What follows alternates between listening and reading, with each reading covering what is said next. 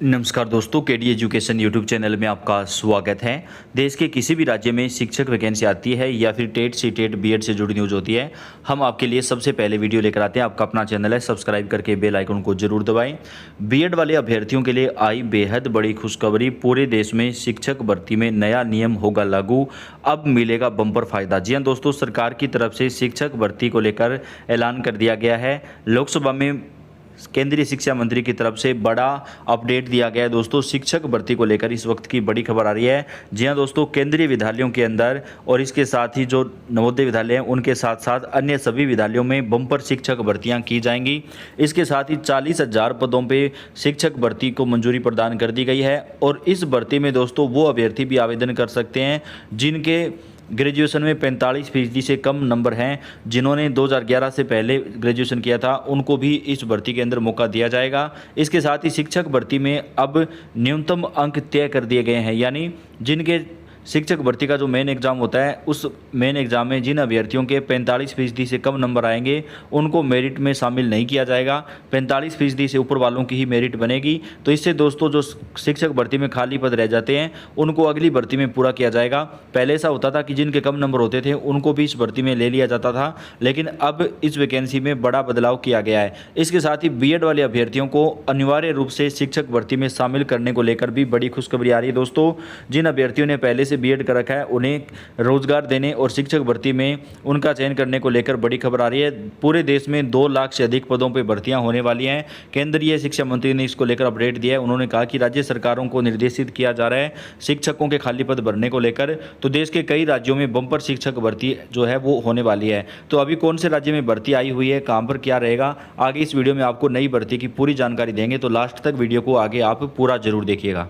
पटना में है, बिहार स्टेट में है, बिहार राज्य में, इसलिए अभी बिहार पटना में हुआ है ना 8 हो रहे हैं। बिहार में तो 8-1 और स्टेट 2 मांगा गया। अब यहां से आप स्क्रीनशॉट ले ले तो मुस्लिम माइनॉरिटी स्कूल है, माइनॉरिटी स्कूल है तो गवर्नमेंट एडेड रहता है, तो सैलरी या जॉब सिक्योरिटी का प्रॉब्लम नहीं रहता है। जॉब सिक्योरिटी आपको मिलती है, सैलरी भी आपको बेहतर मिलेगा। MA senior secondary school Patna, अगर आप वेबसाइट भी चेक करना चाहे तो कर सकते हैं, ऐसा कुछ नहीं गा करके चलिए अभी इसमें देखेंगे। टीचर्स में जो वैकेंसीज है वो पहले senior secondary post graduate teacher के लिए PG BEd and STET Bihar TET, मतलब एस्टेट कहने का मतलब बिहार टेट पेपर 2। अब इसलिए मैंने बोला क्योंकि इन्होंने एस्टेट लिखा है, सीटेट का ऑप्शन नहीं दिया है, तो सीटेट वाले चाहे तो अप्लाई कर लें। यहां तक अगर आपने स्क्रीनशॉट ले लिया तो आगे देखते हैं। सेकेंडरी सेक्शन के लिए जो रिक्वायरमेंट है ग्रेजुएट होना होगा, रिलेटेड सब्जेक्ट बीएड होना होगा और सीटेट पेपर एस्टेट पेपर 1 मतलब बिहार टेट पेपर 1 होना होगा। अब मुस्लिम माइनॉरिटी स्कूल है तो मोस्टली कैसा रहेगा कि जो मुस्लिम कैंडिडेट्स है उनको मतलब वहां पर पढ़ाने में ये होगी सुविधा होगी, क्योंकि उर्दू थोड़ा सा आना अच्छा रहेगा। द एलिजिबल कैंडिडेट्स, अब एप्लीकेशन कैसे करना, ऐसे नहीं है कि उर्दू नहीं आता है तो नहीं कर सकते, बिना उर्दू जाने भी आप अप्लाई कर सकते हैं। हाँ, लेकिन अगर बेहतर क्वालिफिकेशन और बेहतर कैंडिडेट मिलेगा जिनके पास उर्दू है तो फिर उसको प्रेफरेंस जरूर देंगे। द एलिजिबल कैंडिडेट्स, अब एप्लीकेशन करना कैसे ये समझ लेंगे। तो जो एलिजिबल कैंडिडेट है आपको अपना एप्लीकेशन बनाया है, मैंने बनाना एप्लीकेशन फॉर्म मतलब बायोडेटा समझ ले, और जितने भी फोटोकॉपीज आपके हैं, पासिंग सर्टिफिकेट है, मार्कशीट है, 10th onward 10-12 graduation BEd post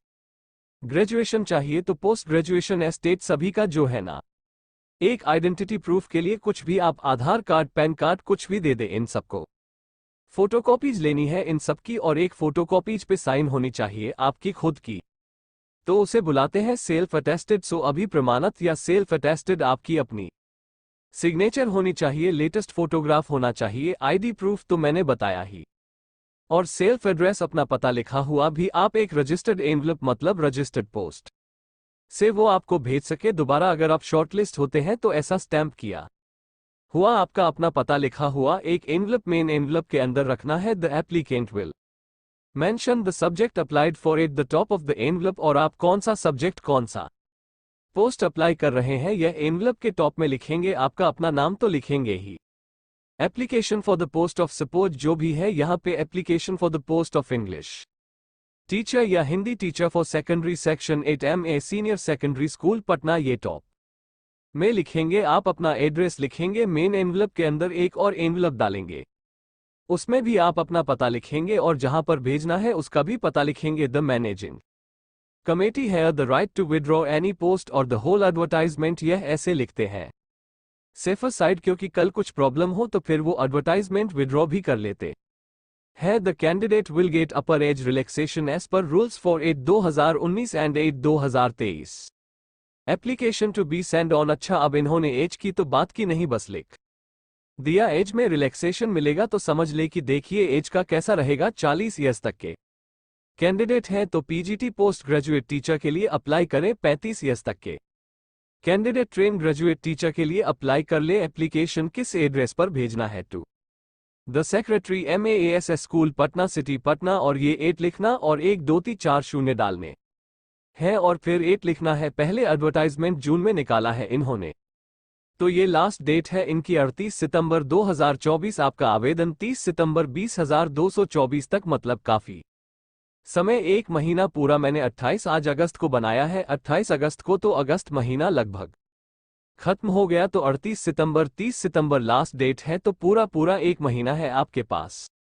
आप registered post government post office जाएंगे, रजिस्टर्ड पोस्ट से ही भेजेंगे, इस एड्रेस पर भेजेंगे। अगर पहले कभी आया है एडवर्टाइजमेंट, जैसे जून में बता रहे हैं कि आया हुआ था प्रभात खबर वगैरह में, तो अगर पहले एड आया हुआ था और आपने एप्लीकेशन पहले ही किया हुआ है तो उनको फिर से एप्लीकेशन नहीं करनी, उनको कंसिडर किया जाएगा। ऐसे कैंडिडेट जिन्होंने पहले एप्लीकेशन कर दिया, वह अगर कुछ पूछना चाहते हैं तो प्रिंसिपल का नंबर दिया हुआ है, यहां पर आप पूछ सकते हैं। और इनका यहां पर जो नाम लिखा हुआ है, यह प्रिंसिपल का नाम लिखा है, किसका नाम, किनका नाम लिखा है?